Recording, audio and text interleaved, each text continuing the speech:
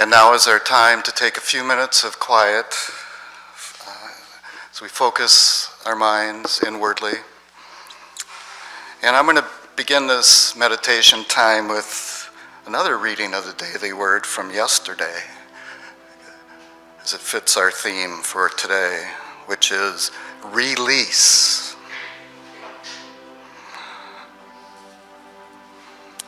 So get comfortable. Close your eyes if you so desire. Take a deep breath and relax. Every moment holds within it the opportunity to transform my life. I quiet my mind and consciously detach from the whirl and rush of hurried activity at work or at home. Instead, I center my awareness on peace. In peaceful stillness, I breathe slowly and evenly. With ease and grace, I inhale divine love, leaving no room for tension or fear. I turn my attention toward letting go of any attachments to outcomes or deadlines or any stress or worry. Whatever had been at the forefront of my concerns, I now push out of my mind, releasing all to spirit. I fill the space left behind with positive, productive, faith-filled thoughts. I release concerns and affirm perfect order, perfect peace.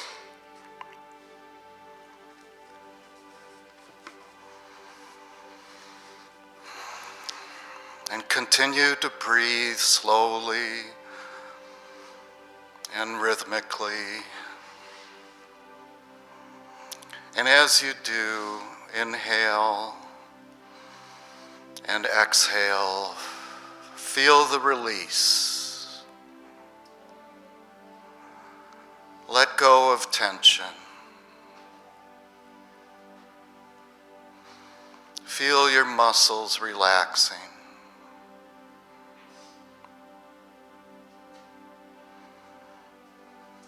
Feel the letting go through the exhale of this healing breath.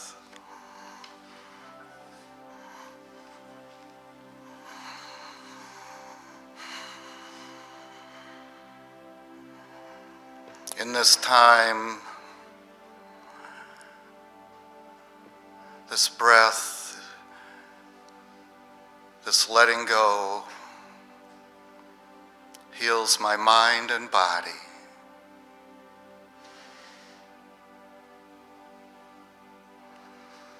It aligns us with the truth of who we are in spirit.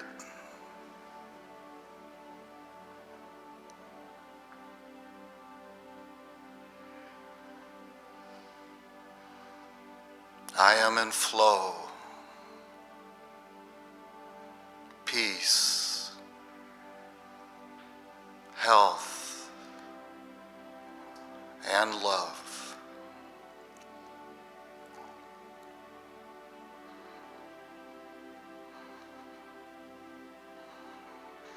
And let us continue this healing breath. Continue letting go in the silence.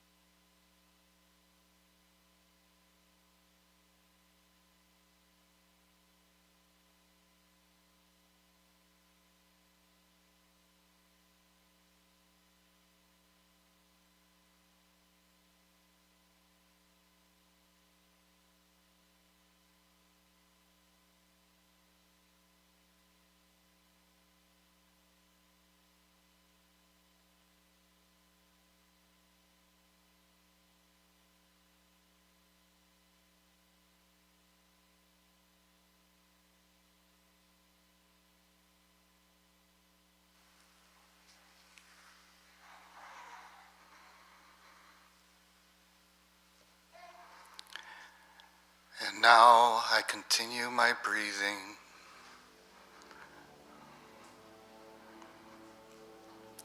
I continue feeling the peace. I continue letting go of the fears and concerns, allowing space for the positive thoughts, the positive images, and the positive feelings of love, health, prosperity, and peace.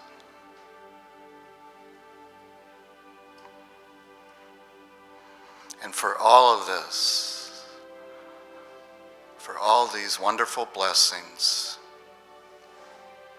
we are grateful.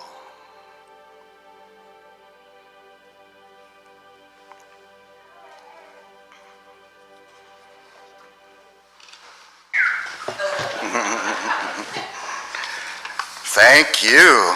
Thank you, Pete, Catherine, and Joe. Awesome. Exceeded my request. Beautiful. Thank you, guys. Good morning. Welcome to everyone that made it out here in this wonderful driving weather, and welcome to our online audience. So when I was asked to speak today, I looked at the calendar and realized it was the first Sunday of Lent. So thought, what the heck, that must be a sign. So let's go with it. And so one of the books that Charles Fillmore wrote is called Keep a True Lent. So this talk is really inspired by that. I'll read a little bit from it, but Keep a True Lent, Charles Fillmore, and it's actually kind of a collection of articles. Each chapter is an article, and then towards the back he also has a daily lesson for every day of Lent, kind of like a daily word, but it's a little different for Lent. And he was very into Lent. Back in 1937, when he was 83 years old, he gave 60 talks during Lent in Southern California and Central California, just on Lent during that time. 60 talks, culminated with Easter Sunday to 1,300 people in Portland, Oregon. So he very much enjoyed the Lenten season, the Easter season, and what it means spiritually and metaphysically. Okay. And that's what he taught, and that's what Keep a True Lent is about, and that's what we're going to talk about. I'm going to talk about a little bit today. So this is also available in the bookstore and in the lending library if you're interested in continuing to learn a little bit more. So from the book, there's a couple themes here. One is Lent is a well-rounded or completed season of retreat from things of the world for the cleansing of the mind and the recollection of things of spirit. It becomes a true season of preparation for the glorious Eastertide, a preparation for the resurrection of the mind from the darkness of its sins, doubts, false beliefs, into the light of understanding. So the 40 days, which is actually more than 40 days of Lent because Sundays don't count in the way, so it's like 46. There's reasons for that. Anyways, it's mainly the Sabbath, and it's a fasting day, Sunday, not a fast, it's a feasting day instead of a fasting day. So that's why they didn't count Sundays. So it's actually 46 days of Lent. But 40 is a completion number. Jesus spent 40 days in the desert and meditation and so on and so forth. So it's a preparation which culminates in Easter. And metaphysically, it's preparing our minds. It's preparing our thoughts and our being and cleansing it. Okay. It goes on, to observe Lent according to the Spirit rather than the letter, we must fast from criticism and condemnation and feast in brotherly love. Fast from false beliefs in sickness and weakness, and feast on the truth of God's omnipresent, perfect life. Fast from false beliefs in lack and limitation, and feast on the truth of God's bountiful goodwill. Ideas such as these form excellent basis for Lenten meditations that help establish permanent spiritual values in heart and mind. So that's Charles talking about it from a spiritual perspective. Now, a lot of us that have been brought up in traditional Christian, and I wasn't Catholic, Catholics are really into Lent and so forth, but Lutherans are pretty into Lent, but we didn't do the ashes cross and things like that, which is fine. But, a lot of people for Lent would give up something physically, or like a food or something else, that they give up physically to fast on. In fact, I was just on vacation, and it was funny because I went scuba diving, and after scuba diving on the dive boat, they pass around something like treats, and it was Oreo cookie packages. and the guy's like, no. And then his friend said, yeah, he gave up sugar, refined sugar for Lent. So it was like, oh, that's a typical thing. It's kind of like New Year's, resolutions and things like that, where people will give up things. I remember once, long time ago, I think I was in grad school, one of the things I gave up was television.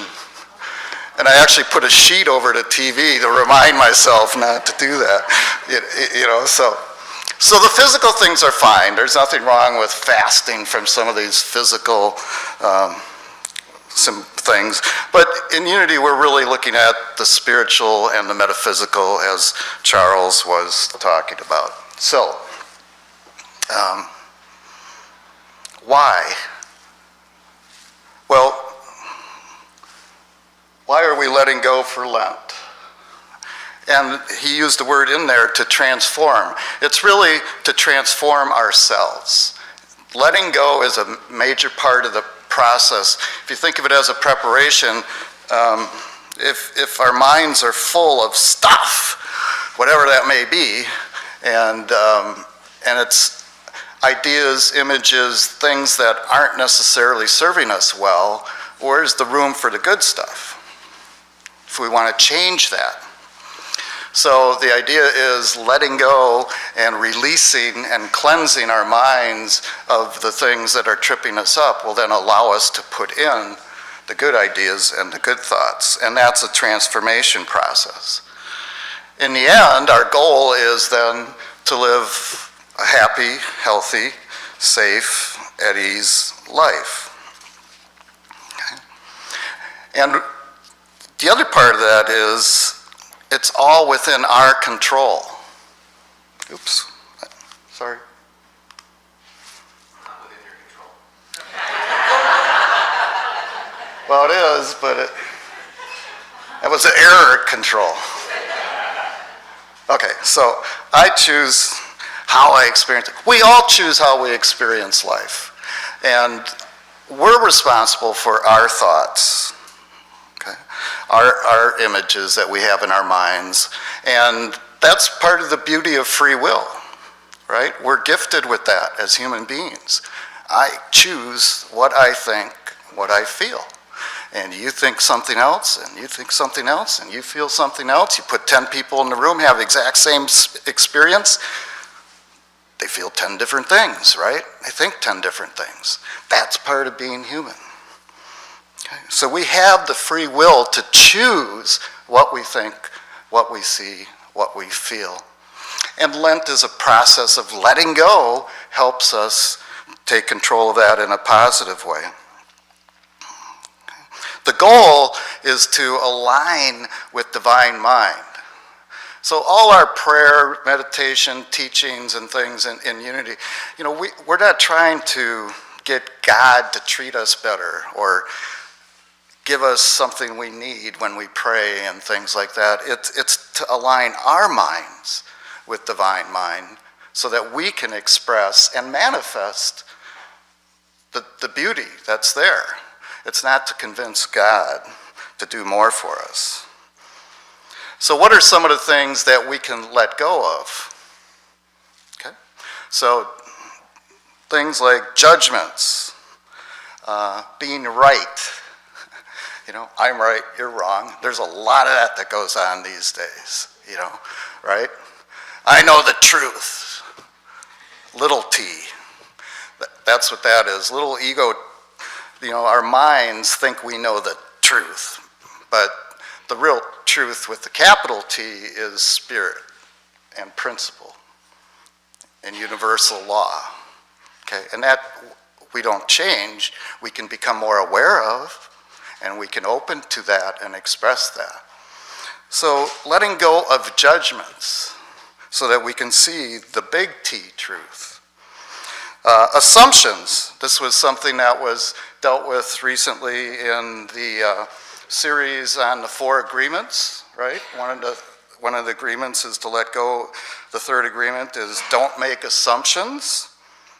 So here's why we don't want to make assumptions, according to the book, The 4 Agreements.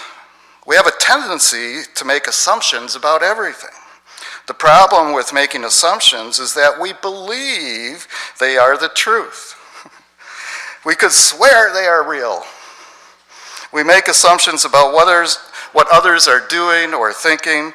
We take it personally, then we blame them and react by sending emotional poison with our word. That is why whenever we make assumptions, we're asking for problems. We make an assumption, we misunderstand, we take it personally, and we end up creating a whole big drama for nothing. All the sadness and drama you have lived in your life was rooted in making assumptions and taking things personally. So that's, again, a little flashback to the 4 agreements. And who's doing that? We're doing that to ourselves. And it does create a poison, even physiologically in our minds and in our bodies.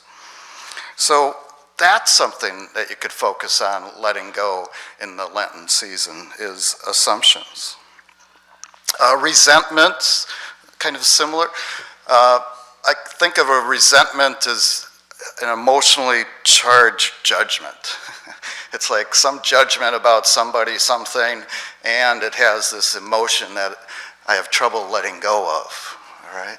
But that's exactly the point. If I've got that kind of thing going on, that's a sign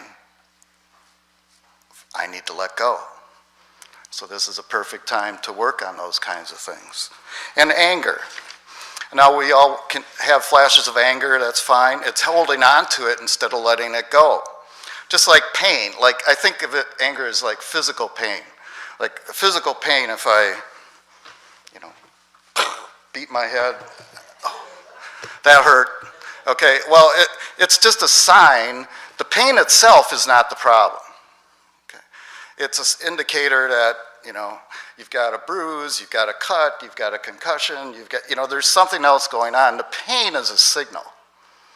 And so I think of anger like that. Anger is a signal. And we get it and we let it go. And then we can deal with the underlying issues, which are usually with ourselves. Okay? Just like in the medicine, you get the pain, okay, stop the pain, but you got to deal with what's going on, otherwise it's useless. So with anger, it's the same type of thing. I get it, let it go, and then where did that come from? Why did that happen? What buttons got pushed in me, right? And let's take a look at that so you can use it as a learning.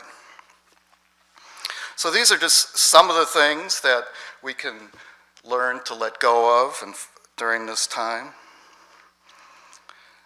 And how do we do that is also part of it. Well, it's changing our focus is one step. Okay? It's like a change in attitude or a change in the lenses we're looking through. Because if we're always looking for what's wrong and how someone harmed us and what's bad about things and blah, blah, blah, and there's a lot of that on the media, whether it's online or television or whatever, you'll find it if that's what you're looking for. So a big part is letting go of some of that so that we can change our focus and look for the good. And I think part of that's this gratitude, is kind of taking inventory of what we have and being grateful for that, because the fact we're here breathing is one thing, right? We're alive here today. And there's other people here that we know, and whatever is in your life, whatever it is, being grateful and taking some inventory of that is one of the things we can do. And then another simple thing is to just help someone else. It doesn't have to be a big deal. To get out of my head, I've found that the best times when I'm down or upset or whatever, the best way to shift out of that is doing something for somebody else. Because it takes the focus off of my stuff and my, craziness and whatever's going on in my head, and I'm doing something for someone else. It's really a big shift. It's a simple thing, and it can be, helping someone with their groceries, or opening doors, or helping someone across this.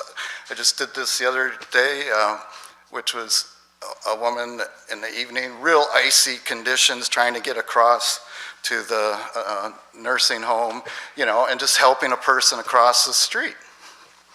It doesn't have to be a big thing, but it gets you out of yourself. So those are some simple things. Other things that we teach in Unity in terms of this cleansing process that Fillmore talked about is affirmative prayer. So affirmative prayer versus a begging type of prayer and asking God to come and do something for us. In Unity we teach affirmative prayer. And if you don't know all of that, experience it with our prayer chaplains after the service. They're here to help you with that, and they'll use an affirmative prayer process. The prayers that we use, and at the end we'll close with the prayer for protection. They're affirmations. It's not saying, God, please protect me from all evil and things. It's not that type of asking God to do something for us. It's the light of God surrounds us. Okay? The power of God protects us. Love of God enfolds us. They're affirmations. Wherever God is, we are. Wherever we are, God is. So it's affirming the truth and helping us cleanse our minds of the errors. That's the way we pray in Unity. Meditation is another great way, and there's many different practices and types of meditation, and whatever works for you, whether it's a Buddhist approach or some transcendental meditation or whatever approach works for you, give it a try. It's really helpful to be able to get into the silence and get into the cleansing of the mind through meditation and relaxation. Forgiveness, that is one of the biggest themes of Jesus' teachings, is to forgive. All right?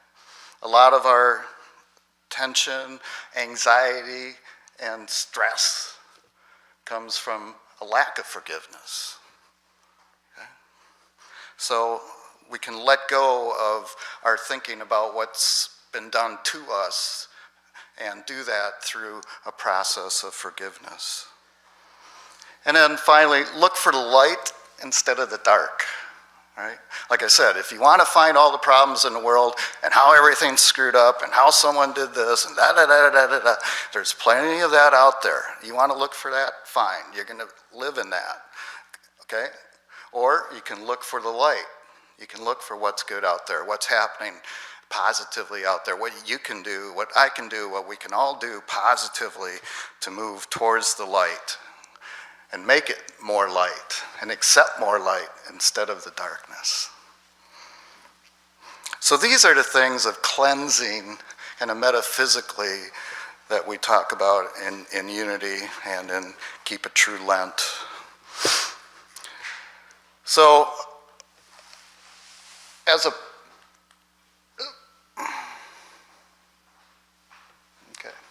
So as a letting go process, I have a few questions for you to think about. And the first one is, what am I holding on to? And again, metaphysically thinking, spiritually, psychologically, emotionally, what am I holding on to? You know, what's bugging me? What's stressing me? What is some thoughts that I have what am I holding on to? And just ask yourself that. And then ask, how is it serving me? For better or for worse?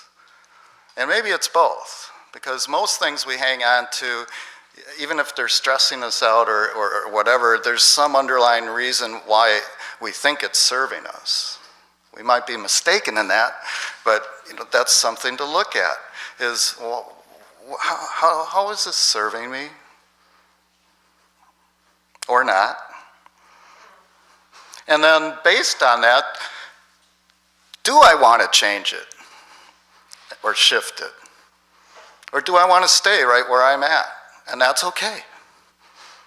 Okay? You just have to decide, is this something I want to change and take control of in a way and let go and cleanse or not? And if not, great. And then if you do, though, then the question becomes, well, what am I going to do differently? All right? So this is taking it to action.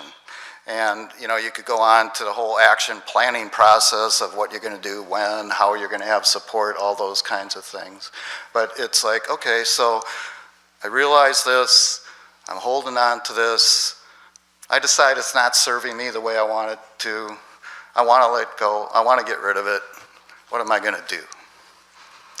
And this, in a way, this whole idea of Lent and this cleansing process, the purpose is like Principle 5, Unity's basic principles, which is, it's not enough just to know spiritual ideas and so forth, but we have to live them in everyday life, right? And so Lent and letting go and cleansing our minds and taking action, that's number 5. So this whole process in these 40 days is really to help us live it in a daily life. And if we do that and choose to do that, then what we end up with is living a life that's happy, healthy, safe, at ease, for us and for others. So one of the things, too, I want to say is that there's our individual consciousness that we have real control over. There's also group and collective consciousness. This community has a consciousness, and we're in the process of attracting a new minister leader, right? So we have a community consciousness. There's a human consciousness globally, and all those things work together. And my piece, working on mine, contributes to those. Am I contributing the positive, the light, or am I contributing the negative or the dark? Okay? That's also part of what we're doing when we're changing ourselves. It's also for the greater good and the greater impact. So, to close, many of you know I like to close with an affirmation and have us affirm together. Pretty simple one. So if you're ready, together, let's affirm. I let go to live happy and free. Amen. Thank you.